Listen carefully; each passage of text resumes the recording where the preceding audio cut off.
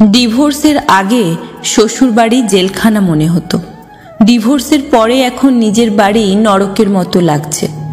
নাম প্রকাশে অনিচ্ছুক এক ডিভোর্সি নারীর বাস্তব জীবনের করুণ কাহিনী। পরিস্থিতি যেমনই হোক, ডিভোর্স কখনো সুখ দেয় না।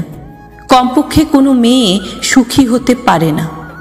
জানি না আমি কেন লিখছি, হয়তো এজন্য কারণ আমি চাই আর কেউ আমার মতো ভুল না করুক, হয়তো এজন্য কারণ আমি চাই ঠুনকো কারণে সংসারগুলো ভেঙে না পড়ুক। আমি 19 বছর বয়সী একজন নারী। আমাদের বিয়ে হয়েছিল আমার পছন্দে। সংসারও টিকেছিল 2.5 বছর।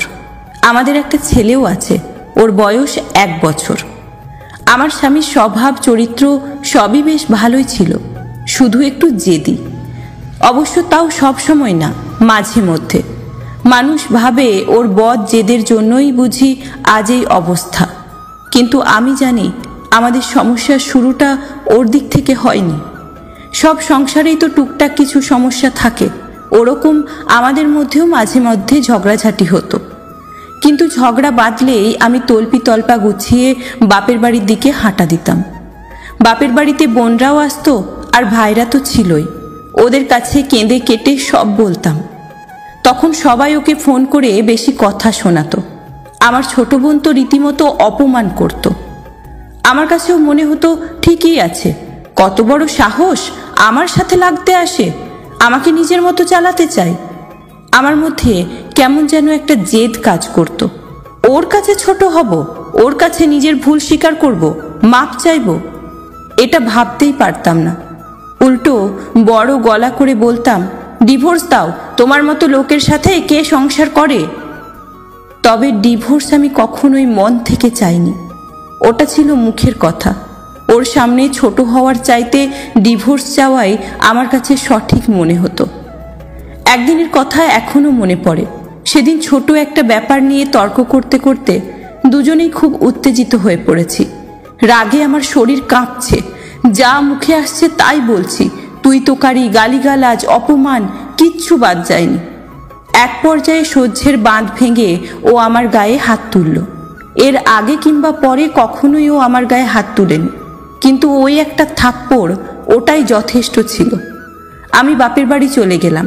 আর হ্যাঁ, বরাবরের মতো এবারও আমি নিজের দোষের দিকটা না বলে খালি ওর দিকটাই বলে গেলাম। মানুষের দোষ দিয়ে আর কি লাভ?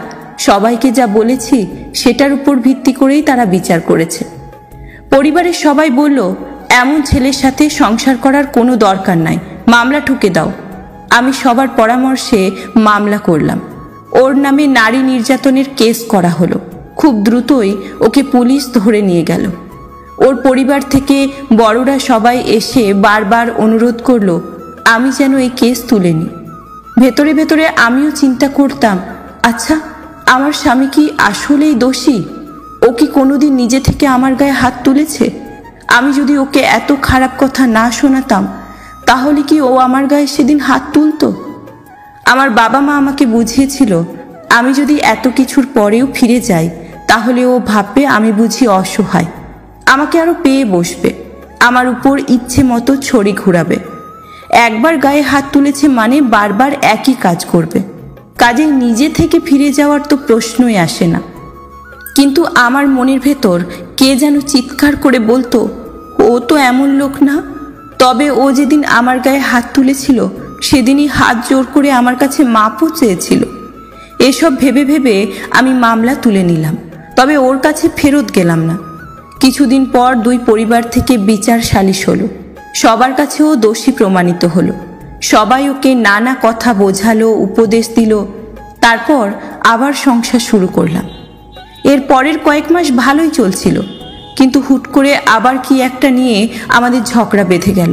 ব্যাস, কাপড় চোপড় গুছিয়ে আবার আমি বাপের বাড়ি গিয়ে উঠলাম। এর মধ্যে শুনলাম ও নাকি খুব অসুস্থ। আমি বাসায় ফিরতে চাইলে আমার পরিবার বলল, এভাবে একটা ঝগড়ার পর একা একা ফিরলে সেটা ভালো দেখায় না। আর আমার বোনেদের কথা ছিল, ওসব অসুস্থ টসুস্থ কিছু না, সব বাহানা। আমরা চাইছিলাম ওই পক্ষ থেকে কিছু আত্মীয় স্বজন এসে ওর ভুল স্বীকার করে আমাকে হাতে পায়ে ধরে নিয়ে যাক, কিন্তু এবার কেউই আসলো না। এরও কিছুদিন পর ও আমাকে ডিভোর্স লেটার পাঠিয়ে দিল। ডিভোর্স লেটার দেখে আমাদের পরিবারের সবাই খুব ক্ষেপে গেল। কত বড় সাহস, মেয়েকে এত কষ্টে রেখেছে তার উপর ডিভোর্স লেটার পাঠায়। সবার কথায় আমার কাছেও মনে হলো ঠিকই তো, কত বড় সাহস, আমাকে ডিভোর্স দিতে চায়। ওর সব ভুলগুলো চোখের উপর ভাসতে লাগলো। মা বাবা মনে করিয়ে দিল ও হলো সেই ছেলে যে কিনা আমার গায়েও হাত তুলেছে। প্রতিশোধের আগুনে জ্বলতে জ্বলতে আমিও ঠিক করলাম এবার ডিভোর্সই দেব।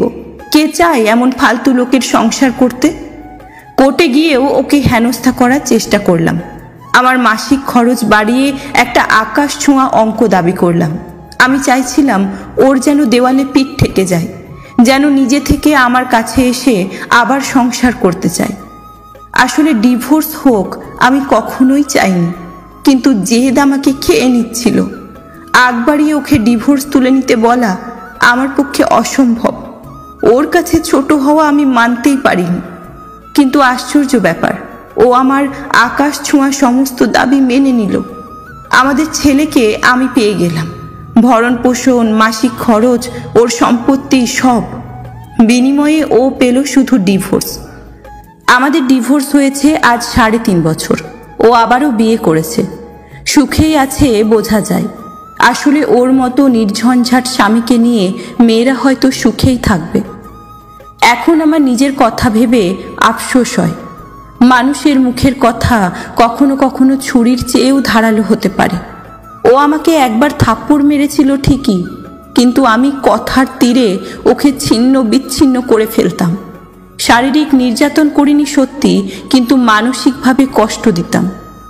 এসব কথা আমার মা বাবাকে কখনোই বলা হয়নি। নিজের দোষের কথা মানুষ কতটাই বা বলে। মাঝে মাঝে ভাবি, ইস, আমার পরিবার যদি একটু নিজে থেকে বুঝে আমাকে সংসার করার উপদেশ দিত। যখন আমি ওর কাছে ফিরে যেতে চাইতাম তখন ওর খারাপটা না বলে যদি একটু ভালো দিকগুলোর কথা মনে করাতো। আমি যদি নিজের জেদ নিয়ে পড়ে না থেকে একটু ওর কাছে নত হতাম, তাহলে হয়তো আজ আমাকে এই দিনগুলো দেখতে হতো না। ডিভোর্সের আগে শ্বশুর বাড়ি জেলখানা মনে হতো, ডিভোর্সের পরে এখন নিজের বাড়ি নরকের মতো লাগছে। আজ আমার ভাই বোন, বন্ধু বান্ধব সবার নিজেদের সংসার আছে। যারা ডিভোর্সে উৎসাহ দিয়েছে সবাই সংসার নিয়ে ব্যস্ত, কিন্তু ছোট্ট ভুলে সব শেষ হয়ে গেছে। ধুকে ধুকে মরছি। তাই প্রার্থনা করি আর কারোর সাথে যেন এমন না হয়। বোনদের প্রতি এটুকুই অনুরোধ করব, স্ত্রী কখনো স্বামীর কাছে বড় না। স্বামীর কাছে সবসময় নিজেকে ছোট ও বিনয়ী হিসাবে উপস্থাপন করলে আপনার শুধু স্বামী নয়, পরিবার, সমাজ সবার কাছে আপনি শ্রেষ্ঠ বধূ। স্বামীর ভালোবাসায় আপনার জীবনটা ধন্য হয়ে যাবে।